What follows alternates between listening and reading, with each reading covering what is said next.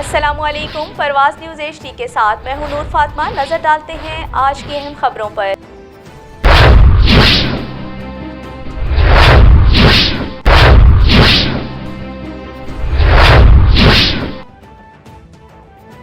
Pakistan peoples party Islamabad के senior रहनुमा मलिक फौजदार नंबरदार पिंड संगड़ियाल मलिक निसार मलिक सत्तार की रिफत अली कैसर के साहिबजादे मलिक आसिम अली को राजा इमरान अशरफ का कोऑर्डिनेटर बनने पर मुबारकबाद दी।